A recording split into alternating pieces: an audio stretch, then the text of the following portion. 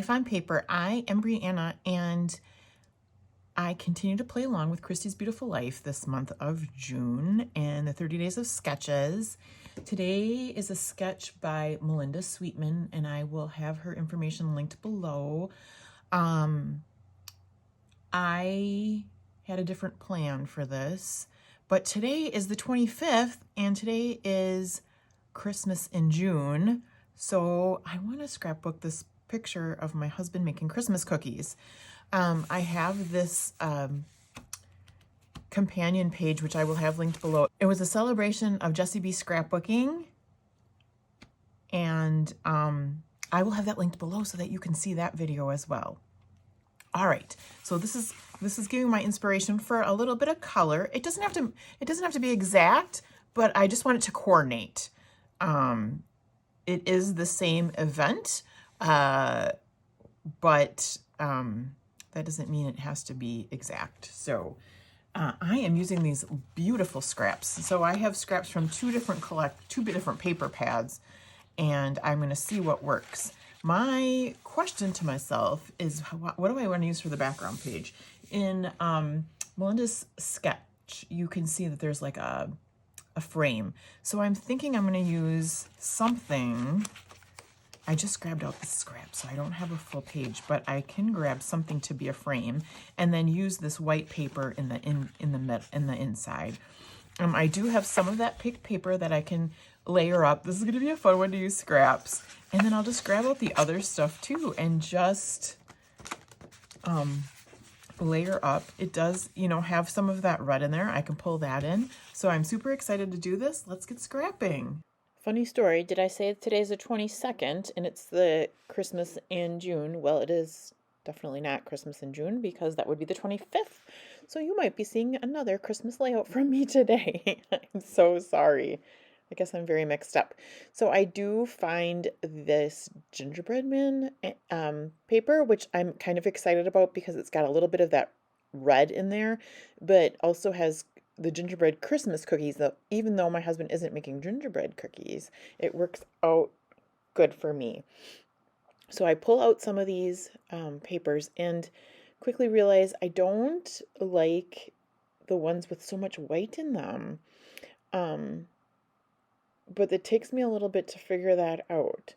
I'm just flipping through the papers, and I go and grab two of those paper with the white or off-white background.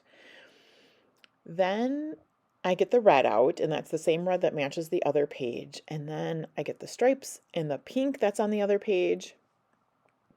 And then I go for this dark blue because it's, again, more of a solid, less of the white. And I pull that other page in just to see, is this coordinating or not? And I like the way it's going so far. And there's a cat sitting in the middle of that wreath if you can't see.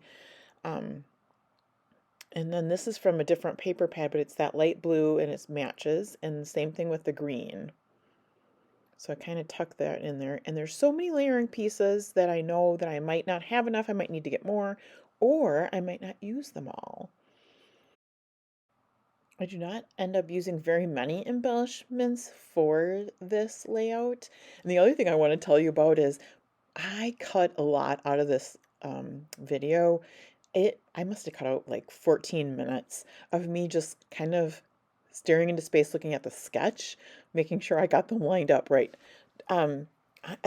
Every time I say, like, I'm not a random scrapbooker, I like following the sketches exactly.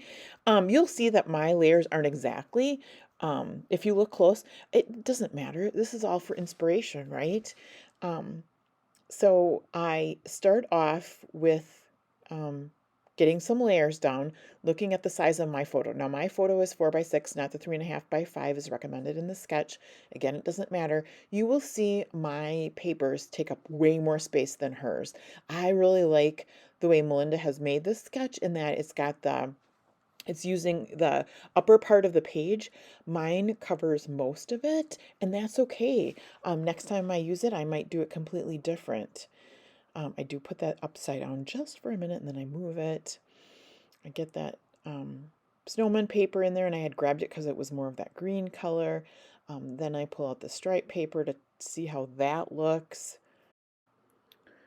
And I decide I'm just going to use a bit for the top and a bit for the bottom. And here I come back and I've removed the green. It's kind of drawing my way. It just looked out of place. And instead I substituted the wreath paper in there. And I did the same thing as the striped paper where I just tucked in a little bit on the top and the bottom. I found these gingerbread, uh, first one and then the other gingerbread die cuts. I don't know.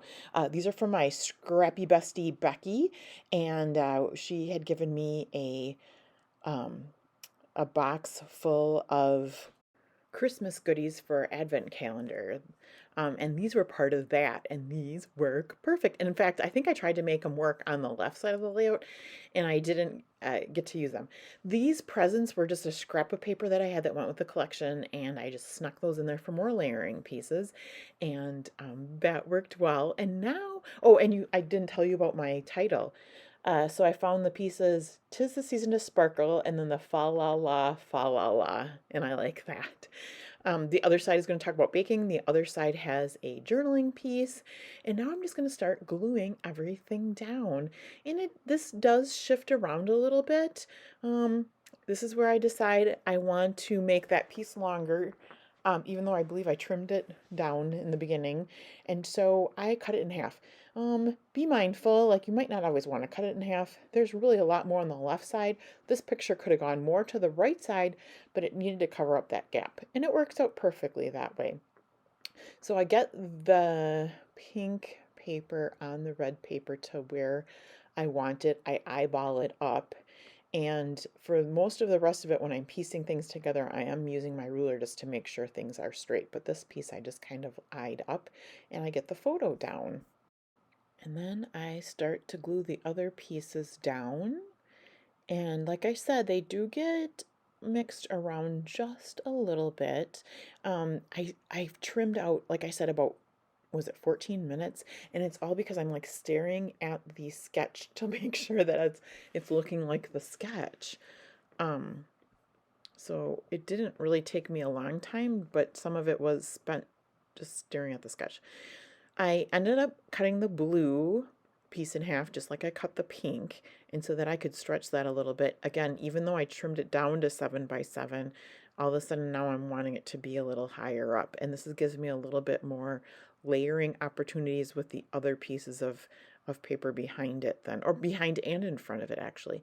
Here's where I pull, this is a Fisker's kind of a gridded ruler so that I can make sure that the blue paper lines up on the left hand side, lines up on the top and the bottom, and then I get the striped in, and I believe I'm gonna slide that ruler over for that as well. Yep.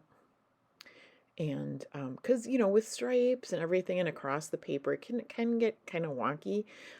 You could eyeball this, but I'd hate to get to the end of the layout and have it all done and think like, what the heck was I thinking? So it just is another helpful way, and not hard to get out that ruler, that gridded ruler. I also have a T-square, but this seems to work really well. So I get that wreath layer in, and that goes in front of the blue this time. And the striped is behind the blue now.